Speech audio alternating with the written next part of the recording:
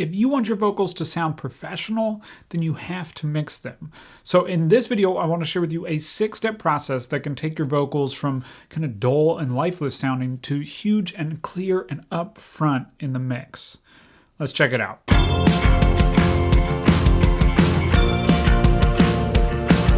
Welcome back to the Band Guide, where we use GarageBand to create professional sounding music. I'm your band guy, Colin, and mixing vocals is a step that you cannot skip. If you want your music to sound professional, you have to mix your vocals. You have to mix your entire song, but specifically, you have to mix your vocals. So if you want to get that clear, clean, professional vocal sound, you don't need to try out a billion different things or get really confused with the process. There's just 6 steps that you definitely need to do. So before we even get into today's video, I want to give you something to help with that. I've put together a completely free 6-step pro vocal checklist that's going to walk through the 6 steps that we're covering in this video. So you can jump back to that and refer anytime you're mixing vocals, so you don't have to keep coming back to this video and going through it. So be sure to grab that guide completely free from the link in the description below, but let's go ahead and get into it.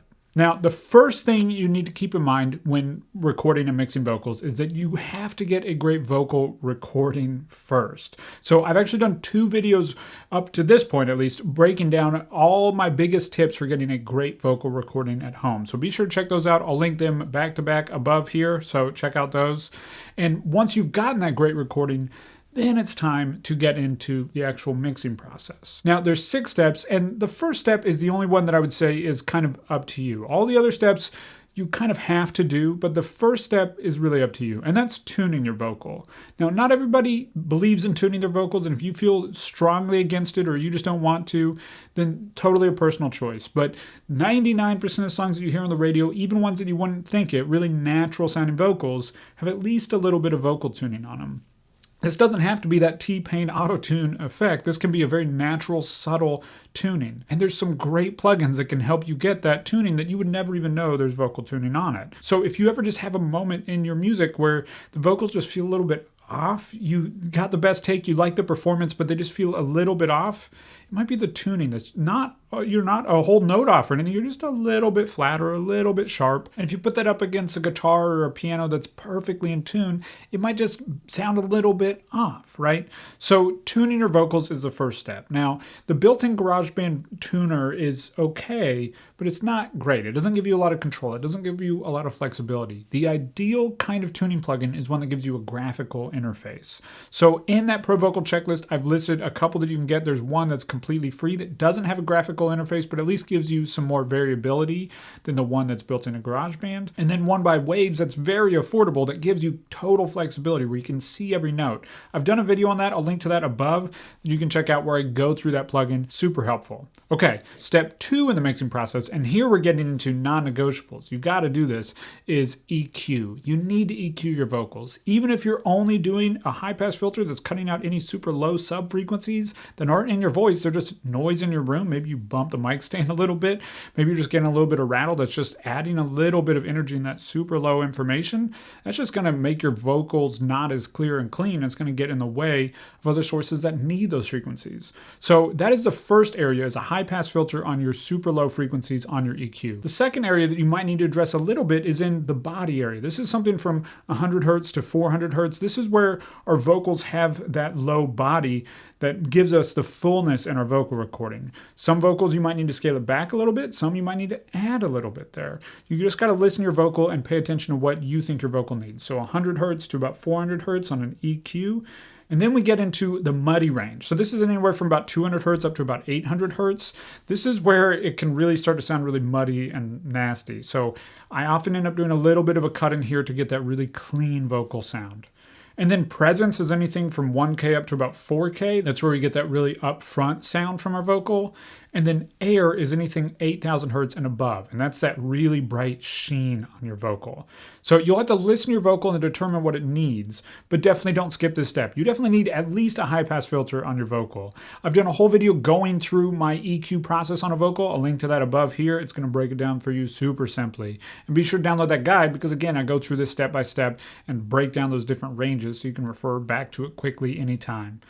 All right, our third step of our mixing process, and this is something that I do on nearly all vocals, is address harsh frequencies specifically. And this often has to do with our S's and our T's and our sh, anything that creates what's called sibilance. Sibilance is that harsh frequency that just doesn't sound good, kind of hurts your ears. It makes it sound really unprofessional. And addressing your sibilance in your recording can make it sound way more professional. You'd be amazed. Now, this is a step that not every vocal is going to need, but 9 times out of 10, you need it. This isn't one you skip just because you don't want to do it. You have to do it if you need it. If you hear those S's really jumping out at you, then you need to address them. And there's 2 ways. The first is with a de-esser, and GarageBand has a great one built right into it. You just find the frequency that's jumping out at you and you use this de-esser to de-ess it. It's a hilarious name, right? The second way is using a dynamic EQ, and I've listed a great one in that guide. It's called TDR Nova, and this dynamic EQ gives you amazing flexibility to really find those frequencies and zero in on them and address them super surgically. Just cut out what you don't need. So a lot of the times these days, that's been my go-to for addressing harsh frequencies. So our third step, addressing harsh frequencies. And then our fourth step is compression. Now, compression is how we make our vocals super consistent. So no word is too loud, no word is too quiet, and super upfront. And if you set your compressor well, then your vocal is going to feel like it's right in front of you, like that singer is right in the same room as you. It's really amazing what it can do, and it makes it where no words are just falling off and completely unheard. So I've done a whole video on setting a compressor. I'll link to that up here. Now, there's one type of compressor that's kind of become a go-to sound on vocals, and that's an 1176 style compressor.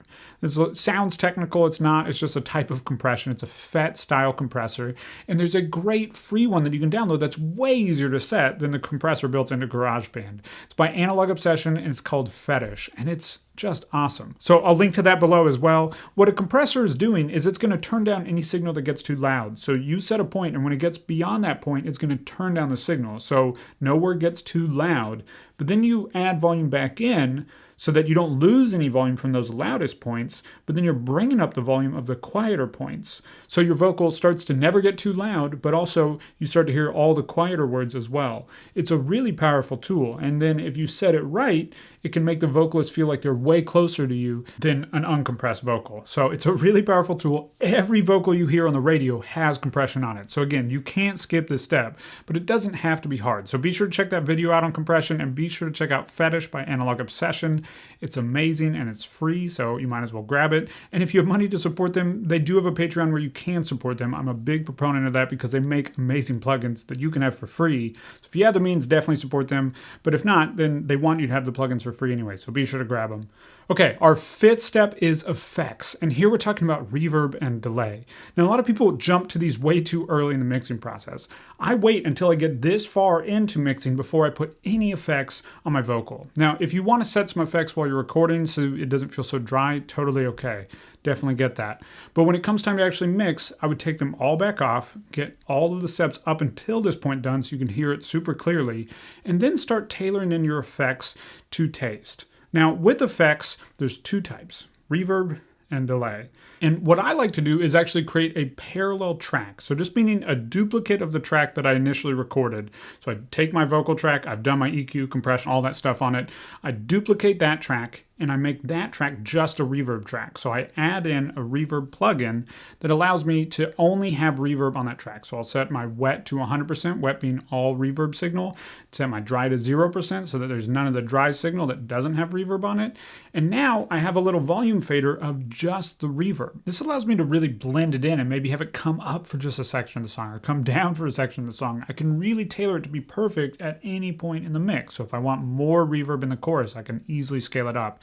It also allows me to do additional processing. If my reverb's a little bit muddy, then my vocal's gonna sound a little bit muddy. So sometimes I'll put an EQ on before my reverb or after my reverb and EQ it so that my reverb doesn't get muddy sounding in the mix. This is a really powerful additional layer that you don't get if you use the built-in effects in GarageBand. So I love parallel processing. This is the way the pros work, and you can do it inside GarageBand just by duplicating a track and adding a reverb on that track, setting your wet to 100%, setting your dry to 0%, and then mixing it in and processing it how you need to sound great in your mix. And the second type is delay, and this is just where an effect delays. So it's a delay. It's kind of like standing at the edge of the Grand Canyon and shouting into it. I've never been to the Grand Canyon, but That's like the iconic thing, right? So it's kind of like that, right? So you're just having it delay, and you can have it delay left to right. You can have it delay in the center. You can have it delay in the center and then off to the right. You can do all sorts of crazy stuff with delay. So both of these effects give us a sense of space and also interest for a vocal. So you definitely don't want to skip it, and you might actually want to stack a few different effects on your vocal. So it's very common for professional mixers to have multiple effects going on their vocal. They might have a short reverb that's like a small space, and then a longer reverb that comes up in the choruses that just really helps the words trail off a little bit longer, take up more space in the mix. And then you might have a really, really short slapback delay that's super quick that just adds a little bit more energy and body around the lead vocal, and then a longer time delay that's just more interesting. Right? So I've done a video on these as well. I'll link to that above, of course. So be sure to check that out. But reverb and effect, you can't skip this step. This is the 5th step in mixing our vocals. And then finally, we have automation. Now, a lot of people use automation way too early. You may have played around with this. If you just hit A on your keyboard, it will bring up your automation lanes, is what they're called. And this is where you can set different points for the volume to come up and down at different points in your song. It's a really powerful tool. It's kind of like having a bunch of little minions inside GarageBand running around and turn things up or down or left or right, whatever you need them to be doing. Now, a lot of people automate way too early when they're mixing. You want to wait on automation until you're to the final step of the mixing process. Because one, compression is going to address a lot of the volume issues. You don't necessarily want or need to be using automation to fix every little word that you can't hear early on. Once you've compressed, you'll see because you've reduced the louder parts and brought up the quieter parts, you've contained the dynamics in a way that you don't necessarily need to be drawing in a billion little automation points or turning one word up here and there throughout your entire song. Compression is going to fix a lot of that. So hold off if you're someone who's been mixing for a while. Stop using automation so early. Hold off on it. If automation is new to you, then when you get to this point in the mixing process, there's 2 areas that I want you to focus on. First is automating the volume. So if you need it to come up on a specific word or phrase or come down on a specific word or phrase, at this point, now that we've set everything else in our mix, then I give you permission. You can definitely do that. Not that you need my permission. The second thing is if you automate up at the beginning of a phrase and at the end of a phrase, it makes the listener feel like they're right up in front of the singer because you hear every little detail, the way they fall off a word or the way they start a word. It's a really cool effect, a really cool approach that you can bring into your mix. The second way that you should automate is actually on your effects channel. So you've set those effects on parallel channels. So you have your reverb and your delay and whatever else you set for your effects. Now you can automate those volumes to come up and down at different points in the mix. So in the verses, it's pretty common to really reduce the reverb level, maybe all the way off, and you just have a little bit of a delay. And then when you get to the big chorus, then that reverb comes back in and that vocal just feels that much bigger and takes up that much more space in the mix. So this helps you create a much more dynamic mix. And that is the power of automation. And that's how you should be thinking about and using automation. You got to make those decisions once you've got all these other things set up. But now that you've done your tuning and your EQ and your de-essing and your compression and your effects, now you can get to the automation, the fun part where you set up all those little minions to run around and turn things up and down for you. Okay, so that is these 6 steps to mixing in GarageBand. Now, obviously, as I mentioned, I've done videos explaining all of these, so be sure to check those out as well. But also, download that 6-step Pro Vocal checklist. It's really going to help you out. It briefly covers everything we talked about in this video, so you can reference back to it anytime you need. Very, very helpful and completely free, so be sure to grab it. Before we go, I want to hear from you. Was this helpful? Have you struggled mixing vocals? What's been your biggest hang-up? Let me know in the comments below. If this video is helpful, be sure to like, comment, and subscribe, and I'll see you next week with another video. One thing at a time, I can